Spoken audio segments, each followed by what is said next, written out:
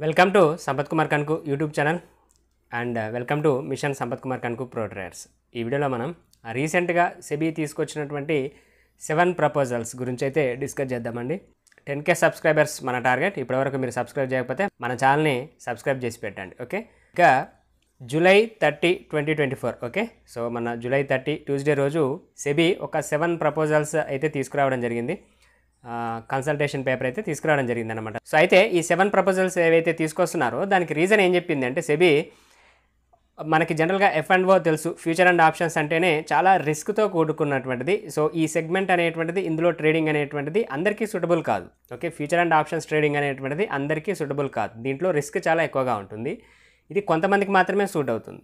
But option ట్రేడింగ్లో తక్కువ క్యాపిటల్తో కూడా ట్రేడింగ్ చేయొచ్చు అన్న ఉద్దేశంతో చాలామంది ఏం చేస్తున్నారంటే ఆ క్యాపిటల్ తీసుకురావడము, వాటిని పోగొట్టుకోవడం జరుగుతుందన్నమాట. సో అయితే సెబీ ఏం చెప్పిందంటే, ఏదైతే హౌస్ హోల్డింగ్ సేవింగ్స్ ఏవైతే ఉంటాయో వాటిలో నుంచి ఆ అమౌంట్ అనేటువంటిది తీసుకొచ్చి F&O సెగ్మెంట్లో, ఫ్యూచర్ అండ్ ఆప్షన్స్లో ట్రేడింగ్లో పెట్టేసి ఆ అమౌంట్ కోల్పోతున్నారు, లాస్ అవుతున్నారు అని చెప్పింది. ఆ అమౌంట్ వాళ్ళు ఎంత చెప్పారు అంటే 50,000 నుంచి 60,000 కోట్లు, ఒక సంవత్సరానికి 50,000 నుంచి 60,000 కోట్లు అనేటువంటిది హౌస్ హోల్డింగ్ సేవింగ్స్ నుంచి, ఓకే, ఏదైతే మనం ఇంట్లో సేవ్ చేసుకుంటామో ఆ అమౌంట్ని F&O సెక్షన్లోకి, F&O సెగ్మెంట్లోకి తీసుకొచ్చి ట్రేడింగ్ చేసి పోగొట్టుకుంటున్నారు. సో అందుకే మేము కొన్ని ఇవి తీసుకొస్తున్నాం అనేటువంటిది సెబీ చెప్తుందన్నమాట. ఏ అమౌంట్ IPOస్లో కానీ లేదంటే మ్యూచువల్ ఫండ్స్లో కానీ ఏదైనా ఇలాంటి సెగ్మెంట్స్లో పెట్టుకుంటే ఇండియన్ ఎకానమీకి హెల్ప్ అవుతుంది అని అడ్వైజ్ ఇవ్వడంతో పాటు ఒక 7, అందుకే ఈ హౌస్ హోల్డింగ్ లాసెస్ని తగ్గించడం కోసమే. సో మీ యొక్క ఇన్వెస్ట్మెంట్ అనేటువంటిది F&O సెక్షన్లో, హౌస్ హోల్డింగ్ సేవింగ్స్ అనేటువంటిది F&O సెక్షన్లో ఇంతగా ఇన్వెస్ట్ చేయడం అనేటువంటిది కరెక్ట్ కాదు అన్న ఉద్దేశంతో వాళ్ళ ఒక 7 ప్రపోజల్స్ అనేటువంటిది తీసుకురావడం జరిగింది. ఆ 7 ఏంటో చూద్దాం, ఆ 7 పాయింట్స్ ఏంటి అనేటువంటిది చూద్దాం ఒకసారి. దాంట్లో ఫస్ట్ వన్ వచ్చేసరికి rationalization of strike price for options.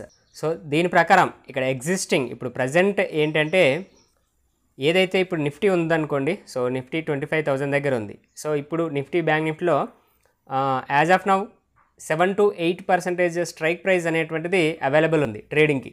Okay, so మనం ఎక్కడైతే ఉందో అక్కడ నుంచి 7 to 8% అనేటువంటిది అవైలబుల్ ఉంది. అంటే ఆల్మోస్ట్ నిఫ్టీలో 70 స్ట్రైక్ ప్రైస్ అవైలబుల్ ఉంటుంది. 25,000 దగ్గర నుంచి అటు పైకి కిందికి కలిపి మొత్తం అప్రాక్సిమేట్లీగా 70 స్ట్రైక్ ప్రైస్ అనేటువంటి అవైలబుల్ ఉంది ట్రేడింగ్కి. అలాగే బ్యాంక్ నిఫ్టీ అయితే కనుక 90 స్ట్రైక్ ప్రైజెస్ అనేటువంటివి అవైలబుల్ ఉన్నాయన్నమాట ఇప్పుడు.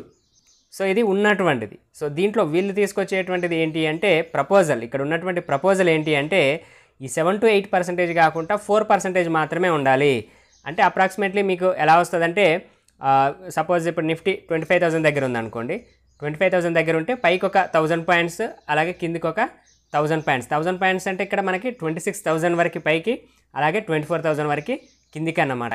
ఇక్కడి వరకు మాత్రమే స్ట్రైక్ ప్రైజెస్ ట్రేడింగ్కి అవైలబుల్లో ఉండాలి. సో ఇది వీళ్ళు కొత్తగా పెట్టినటువంటి ప్రపోజల్. అంతే తప్పితే ఎక్కడో దూరం ఓటీఎంలకు కూడా స్ట్రైక్ ప్రైజ్లో చాలా లాంగ్లో 1,500, 2,000, 2,500 పాయింట్స్ దూరంలో కూడా ఇలా స్ట్రైక్ ప్రైజెస్ అనేటువంటిది అవైలబుల్లో ఉండకూడదు. వీటి ద్వారా కూడా చాలా ఎక్కువ మొత్తంలో లాస్ అవుతున్నారు ఓటీఎంలో బై చేయడం కానీ సెల్ చేయడం ద్వారా. సో అందుకని వీటిని తీసేసి జస్ట్ మనకు 4% మాత్రమే స్ట్రైక్స్ అవైలబుల్ ఉండేలా చూడాలి అనేటువంటిది ఒక కొత్త ప్రపోజల్ అన్నమాట.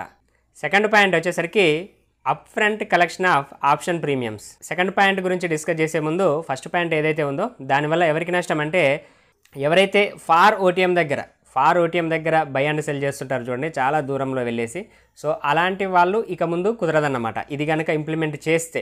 ఓకే, సో జస్ట్ ఇప్పుడు ప్రపోజలే కదా, ఇంకా ఇంప్లిమెంట్ అనేటువంటిది దాని మీద ఎలాంటి డెసిషన్ తీసుకోలేదు. అది దానికి ప్రాసెస్ పడుతుంది, అది టైం పడుతుంది. సో ఒకవేళ ఇన్ కేస్ డెసిషన్ తీసుకుంటే కనుక, ఓకే, దీన్ని ఇంప్లిమెంట్ చేస్తే కనుక అప్పుడు అలాంటి వాళ్ళకి ఇబ్బంది అవుతుంది అన్నమాట. సో అలాగే ఎవరైతే హీరో కాల్స్ చేస్తారు చూడండి, సో అలాంటి వాళ్ళు కూడా చాలా తక్కువ ప్రీమియం, రూపాయి దగ్గర, ఓకే, 70 పైసలు 80 పైసల దగ్గర, 1.5 దగ్గర, ఇలాంటి దగ్గర కూడా ఎక్కువ లాట్స్ పెట్టి సెల్ చేయడం అలా చేస్తుంటారనమాట. ఎక్స్పైరీ డే రోజు చేస్తుంటారు కదా. సో ఎలాగో ఎక్స్పైరీకి ఇంకా 1 అవరే ఉంది, ఎలాగూ ఇక ఈ 1 అవర్లో ఎలాగో ఇది 0 అయిపోతుంది అనేసి ఏం చేస్తారంటే ఎక్కువ లాట్స్ పెట్టేసి ఆ 1 రూపీ దగ్గర ఉన్నటువంటి ఇలాంటివి చేస్తుంటారు. సో అలాంటి వాళ్ళకి ఇక ముందు ఇది కనుక ఇంప్లిమెంట్ చేస్తే ఇబ్బంది అవుతుంది అన్నమాట. ఓకే, సో అలాగే ఆప్షన్ సెల్ చేసేటువంటి వాళ్ళకి, అలాగే ఆప్షన్ బై చేసే వాళ్ళకి కూడా ఎవరైతే తక్కువ క్యాపిటల్తో మరీ లాంగ్లో ఉన్నటువంటి ఓటీఎమ్స్ ఉన్నటువంటి కాల్ కానీ పుట్ కానీ బై చేస్తారో అలాంటి వాళ్ళకు కూడా ఇక ముందు ఉండదన్నమాట ఇది ఇంప్లిమెంట్ అయితే. ఓకే, సో అలాగే ఇప్పుడు second point upfront collection of option premiums. So అంటే ఇప్పటివరకు మనకేంటంటే నిఫ్టీ సపోజ్ ఫ్యూచర్ని ఒక ఫ్యూచర్ కాంట్రాక్ట్ని మనం బై చేసినా సెల్ చేసినా ఎక్కువ మొత్తంలో అడుగుతుంది. ఓకే, సో అలాగే ఆప్షన్ని సెల్ చేసినా కూడా ఎక్కువ మొత్తంలో అడుగుతుంది. బట్ ఆప్షన్ని బై చేసినప్పుడు మాత్రం జస్ట్ ప్రీమియం మాత్రమే ఇక్కడ కలెక్ట్ చేయడం జరుగుతుందన్నమాట. సో ఇక ముందు ఇలాంటిది ఉండకూడదు.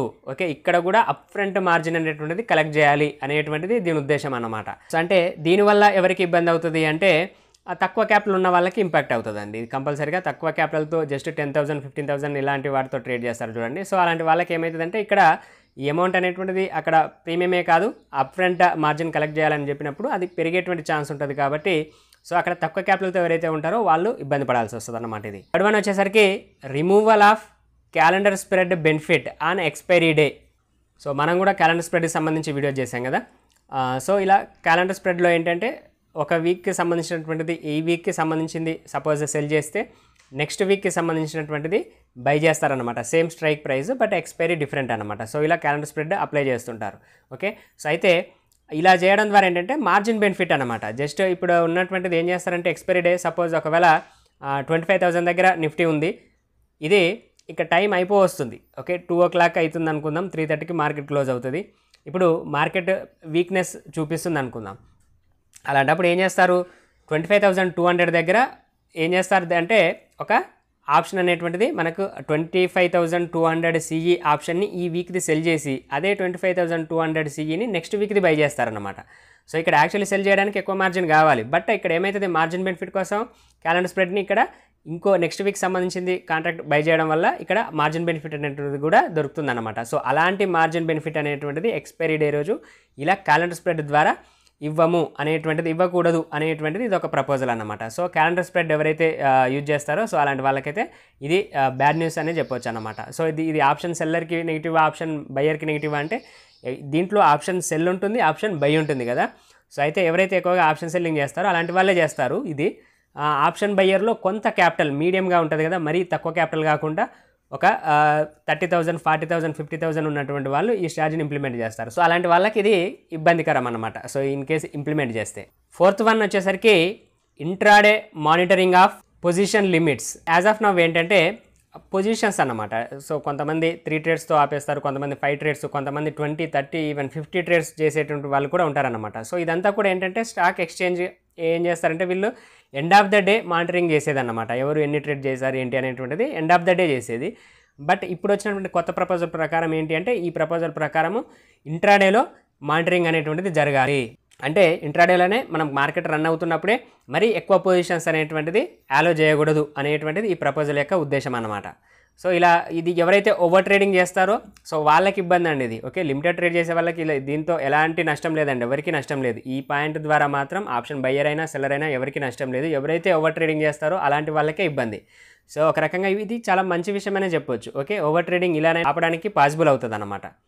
ఇక ఫిఫ్త్ వన్ వచ్చేసరికి మినిమం కాంట్రాక్ట్ సైజ్. మనకి కాంట్రాక్ట్ సైజ్ ఇప్పుడు ఎగ్జిస్టింగ్ ఉన్నటువంటిది 5 to 10 lakhs ఉంది. ఓకే, సో ఇది 2015లో పెట్టారు. సో అప్పటి నుంచి అలాగే కంటిన్యూ అవుతూ వచ్చింది.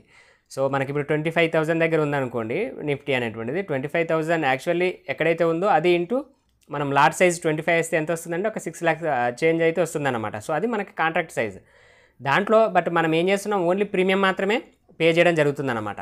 సో ఏంటంటే ఈ కాంట్రాక్ట్ సైజ్ని ఇప్పుడు ఉన్నటువంటి 6 to 10 lakhs నుంచి ఇంకా పెంచాలి.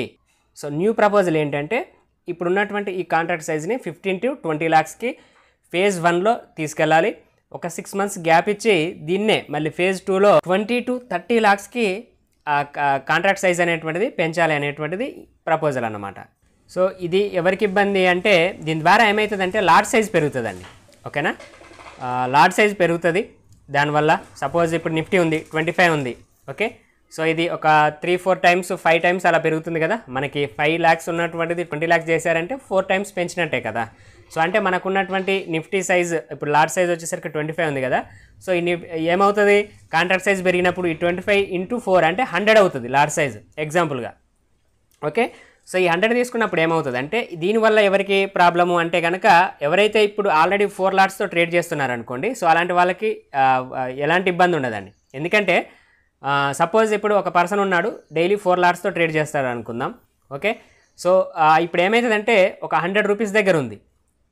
ఓకేనా, ఇప్పుడు ఒక ప్రీమియం ఈయన ఒక సిఈ ఆప్షన్ని కొంటున్నాడు. నిఫ్టీ 25,100 దగ్గర ఉంది. సో ఆ 100 సిఈని ఈయన 100 రూపీస్ పెట్టి తీసుకుంటున్నాడు.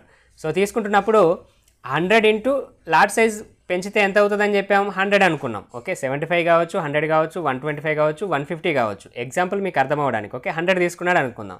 ఓకే, సో 100కి పెంచినప్పుడు ఏమవుతుందంటే ఇక్కడ 100 ప్రీమియం ఇంటూ మళ్ళీ లాట్ సైజ్ 100 అవుతుంది. 100 ఇంటూ 100 ఎంత అవుతుంది, మనకి 10,000 రూపీస్ అనేటువంటిది అక్కడ ప్రీమియం పే చేస్తే ఏమవుతుంది, అక్కడ మనకి 4 లాట్స్ అనేటువంటిది రావడం జరుగుతుంది పెంచిన తర్వాత. ఓకే, సో ఇప్పుడైతే ఏమవుతుంది, 100 రూపీస్ ఉన్నటువంటిది 25 లాట్ సైజ్ ఉంది కాబట్టి 100 ఇంటూ 25 చేస్తే ఎంత వస్తుంది, 2,500 వస్తుంది. అంటే ఇక్కడ 2,500తో ఒక పర్సన్ ఎవరైతే బై చేస్తున్నారో ఆప్షన్ని సిఈని బై చేస్తున్నాడో 2,500తో ఒక లాట్ బై చేయగలుగుతాడు.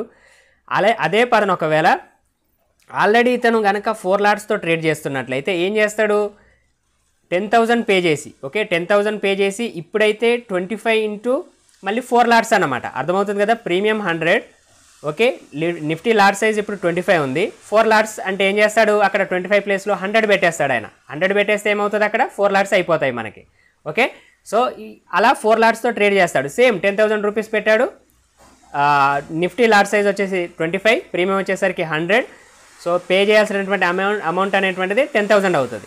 ఓకేనా, సో ఇప్పుడు ఏమవుతుందంటే ప్రాబ్లం ఏమవుతుందంటే ఈయన ఆల్రెడీ 4 లాట్స్తో ట్రేడ్ చేస్తున్నాడు కాబట్టి ప్రాబ్లం కాదు. బట్ ఎవరైతే ఒకటే లాట్తో ట్రేడ్ చేస్తారో చూడండి, సో ఇప్పుడు ఏం చేస్తున్నారు, ఈయన ఒక లాట్తో ట్రేడ్ చేసేటైనా కొంచెం మీకు వర్షం డిస్టర్బెన్స్ ఉంటుందండి, సారీ అండి. ఓకే, సో ఒక లాట్తో ట్రేడ్ చేసేటైనా ఇప్పుడు ఏం చేస్తున్నాడు, 100 ప్రీమియం ఇంటూ 25, 2,500తో ఈయన ట్రేడ్ చేస్తున్నాడు. అంటే అకౌంట్లో 3,000 ఉన్నా కూడా ఈయన ఏం చేస్తున్నాడు, నిఫ్టీలో ట్రేడ్ చేయగలుగుతున్నాడు. బట్ ఇలా మన కాంట్రాక్ట్ సైజ్ పెంచినప్పుడు ఏమవుతుందంటే ఈయన అలా ట్రేడ్ చేయడానికి కుదరదు. ఓకే, అర్థమవుతుందా, ఎందుకంటే 3,000తో చేయలేడు, ఖచ్చితంగా 10,000 ఉండాల్సిందే. సో ఎవరైతే ఆల్రెడీ ఇప్పుడు 10,000తో 4 లాట్స్ తీసుకుంటున్నాడో కాంట్రాక్ట్ సైజ్ పెంచిన తర్వాత ఏం చేస్తాడైనా 4 లాట్స్ ప్లేస్లో ఆయన ఎట్లాగో ఇప్పుడు 25 ఇంటూ 4 అంటే 100 పెట్టేస్తున్నాడు కదా అక్కడ 4 లాట్స్ అనేటువంటిది. అప్పుడు ఆటోమేటిక్గా ఒక్క లాట్ అయినప్పటికి కూడా మళ్ళీ ఏమవుతుంది, అక్కడ 100 ఉంటుంది. అర్థమవుతుందా మీకు, ఇక్కడ ఇప్పుడు 25 ఉంది కాబట్టి 4 లాట్స్ తీసుకోవాలి కాబట్టి 100 ఈయన మాన్యువల్గా పెట్టేస్తాడు. ఓకేనా, సో అప్పుడు ఏం చేస్తాడు, అప్పుడు ఎలాగో ఒక లాట్ అంటే 100 అవుతుంది. సో అప్పుడు 10,000 ఇప్పుడు 10,000 ఆయనకి డిఫరెన్స్ ఏమి ఉండదు ఈయనకు. సో ఎవరైతే సింగిల్ లాట్తో ట్రేడ్ చేస్తారో వాళ్ళు ఇబ్బంది పడతారు. ఓకే, సో ఎవరైతే ఆల్రెడీ 3-4 లాట్స్ 5 లాట్స్ 6 లాట్స్తో ట్రేడ్ చేస్తున్నారో వాళ్ళకి పెద్దగా డిఫరెంట్ ఏమీ రాదు. జస్ట్ అక్కడ లాట్ సైజ్ మారుతుంది, లాస్ అండ్ ప్రాఫిట్ అదంతా కూడా సేమ్ ఉంటుంది. నెక్స్ట్ 6th పాయింట్ వచ్చేసరికి rationalization of weekly index products. So ఇదేంటంటే ఇప్పుడు మనకేంటంటే మండే రోజు మిడ్ క్యాప్ నిఫ్టీ, సో అలాగే Tuesday fin Nifty, Wednesday bank Nifty expiry, so అలాగే థర్స్డే నిఫ్టీ ఎక్స్పైరీ, ఇలా ఎవ్రీడే ఏదో ఒక ఎక్స్పైరీ ఉంది కదా. సో ఇప్పుడు కొత్తగా వచ్చిన ప్రపోజల్ ఏంటంటే ఏదైనా ఒకటే ఎక్స్పైరీ ఉండాలి. ఏదైనా మన బెంచ్ మార్క్ తీసుకొని నిఫ్టీ ఎగ్జాంపుల్గా నిఫ్టీ తీసుకొని ఆ నిఫ్టీ ఎక్స్పైరీ మాత్రమే వీక్లీ ఒకటే ఎక్స్పైరీ ఉండాలి, అంతే తప్పితే ఎవ్రీడే ఒక ఎక్స్పైరీ అనేటువంటిది ఉండొద్దు. 7th వన్ వచ్చేసరికి increased in margin near contract expiry. ఏంటంటే ఎక్స్పైరీకి 2 డేస్ ముందు, సపోజ్ నిఫ్టీలో ట్రేడ్ చేస్తారనుకుందాం, థర్స్డే ఉంది, ఓకే ట్యూస్డే అలా ఏదైతే 2 డేసే ఇంకా ఎక్స్పైరీ ఉంది అంటే మనకి అక్కడ టైం వాల్యూ అనేటువంటిది ఇంకా చాలా తక్కువగా ఉన్నట్టు అర్థం. సో అలాంటి టైంలో ఎవరైతే ఆప్షన్ ట్రేడింగ్ చేస్తారో యాక్చువల్లీ వాళ్ళ దగ్గర నుంచి ఎక్కువ మార్జిన్ అనేటువంటిది కలెక్ట్ చేయాలి. బట్ ఇప్పుడు అలా చేయట్లేదు. ఓకే, సో అయితే కొత్తగా వచ్చినటువంటి ప్రపోజల్ ప్రకారం ఏంటి అంటే ఎక్స్ట్రా మార్జిన్ అనేటువంటిది 3% ఎక్స్ట్రా మార్జిన్, అంటే బిఫోర్ ఎక్స్పైరీకి ఒక 2 డేస్ బిఫోర్ ట్రేడింగ్ చేయాలి అంటే దాంట్లో ఎక్స్ట్రా మార్జిన్ అనేటువంటిది కలెక్ట్ చేసి పెట్టుకోవాలి. ఎందుకంటే ఎక్స్పైరీకి ఇంకా 2 డేసే ఉంది, ఎటు మూవ్ అవుతుందో తెలియదు, ఏది జీరో అవుతుందో తెలియదు, ఏది ఎక్కువ ప్రీమియం పెరిగిపోతుందో తెలియదు. అంటే ఆ లాస్ వచ్చేటువంటి ఛాన్సెస్ ఎక్కువగా ఉంటుంది కాబట్టి దానికి సంబంధించినటువంటి మార్జిన్ అనేటువంటిది ఖచ్చితంగా అట్లీస్ట్ 3% అనేటువంటిది ఎక్కువగా కలెక్ట్ చేసి పెట్టుకోవాలి అనేటువంటిది ఇది ప్రపోజల్ అన్నమాట. దీన్ని ఈఎల్ఎం అంటామండి, ఎక్స్ట్రీమ్ లాస్ మార్జిన్ అంటాం దీన్ని. సో ఈఎల్ఎం అనేటువంటిది ఎక్స్ట్రీమ్ లాస్ మార్జిన్ అనేటువంటిది ఎక్స్పైరీకి 2 డేస్ బిఫోర్ అయితే 3% ఎక్స్ట్రా మార్జిన్ కలెక్ట్ చేయాలి కంపల్సరీగా. అదే ఎక్స్పైరీ డే రోజు అయితే కనుక 5% ఎక్స్ట్రాగా మార్జిన్ అనేటువంటిది ఈఎల్ఎం అనేటువంటిది కలెక్ట్ చేసి పెట్టాలి అనేటువంటిది ఇది ప్రపోజల్ అన్నమాట. సో ఇది ఈ 7 ప్రపోజల్స్ అండి. సో ఇది 7 ప్రపోజల్స్ గురించి మీకు ఏదైనా ఒపీనియన్ చెప్పాలనుకుంటే కామెంట్ సెక్షన్లో చెప్పండి. సో మరో ఇంట్రెస్టింగ్ వీడియోలో మళ్ళీ కలుద్దాం. Okay, thank you.